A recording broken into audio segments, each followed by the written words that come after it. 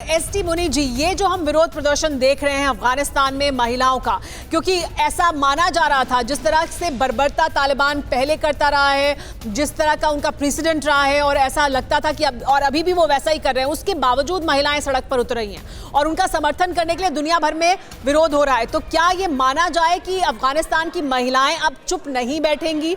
कितना भी जुल्म करें तालिबान उनके खिलाफ, घर से ही आवाज उठेगी? ये बात सही है। ये तो आप तालिबान की सरकार बनने से पहले ही अफगानिस्तान की महिलाओं ने विरोध करना शुरू कर दिया था।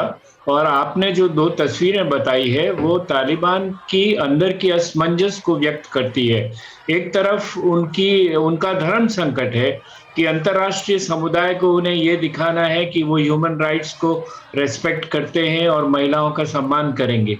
दूसरी तरफ सरकार में ऐसे दकियानूसी लोग हैं जो महिलाओं के साथ ठीक व्यवहार नहीं करवाना चाहते हैं। तो जो ज़मीनी हालत है वो ठीक नहीं है, और मेरे ख्याल से उसी ज़मीनी हालत को ढकने के लिए ये उन्होंने एक मोबिलाइज करके कुछ महिलाओं का प्रदर्शन करवाया है। ख़ास तौर से प्रधानमंत्री का जो बैकग्राउंड अगर आप देखें तो ये आपको पता लगेगा कि पहले से ही उनका नज़रिया महिलाओं के प्रति बहुत सख्त रहा है। तो मैं समझता हूँ ये उनकी अंदर की असमंजस है। वो अंतर्राष्ट्रीय समुदाय से लेजिटिमेटी चाहते हैं, लेकिन अफगानिस्तान को वो अपने तरीके से चलाना चाहते हैं। जी हाँ, विवेक काटजू जी, इसी का अगला प्रश्न अगर मैं आपसे पूछूं कि क्या बदला है अफगानिस्तान में, क्योंकि हम ये देख चुके हैं कि अफगानिस्तान में जब पहले तालिबान ने राज किया तब हम इस तरह का विरोध महिलाओं द्वारा नहीं देख रहे थे। जरूर कुछ महिलाएं आवाज उठाती थी, लेकिन अब महिलाएं बड़ी संख्या में विरोध दर्ज करा रही हैं, अलग अलग सेक्शंस विरोध दर्ज करा रहे हैं, इस बात की परवाह ना करते हुए भी कि कितना उनके साथ बुरा व्यवहार हो सकता है। तो क्या बदल गया है अफगानिस्तान में? क्या आपको लगता है कुछ बदला है?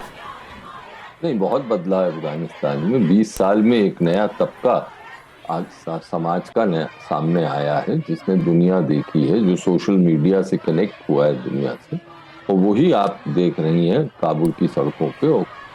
और अब लेकिन इसके साथ एक और चीज हमें नोट करनी कि तालिबान भी बदला, कि वो भी अब एक प्रकार से पीआर खेल खेलना चाहता है। मुनी साहब ने सही कहा कि वो दुनिया को दिखाना चाहता है कि वो मॉडरेट हो गया है, उसमें तब्दीली आई है।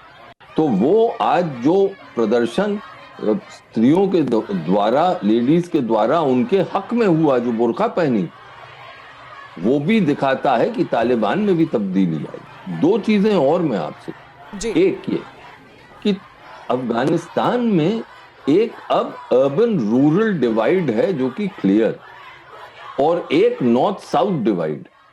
पश्तूनों में एक रूढ़िवादी परंपरा हमेशा से चली है, और ताजिक, उज़्बक और हज़ारा जो हैं, जो मध्य अफगानिस्तान और उत्तरी अफगानिस्तान और पश्चिम अफगानिस्तान में ज्यादा निवास करते हैं, उनमें इतना रूढ़िवादी, हमेशा इतिहास में इतनी रूढ़िवादी परंपराएं नहीं थी।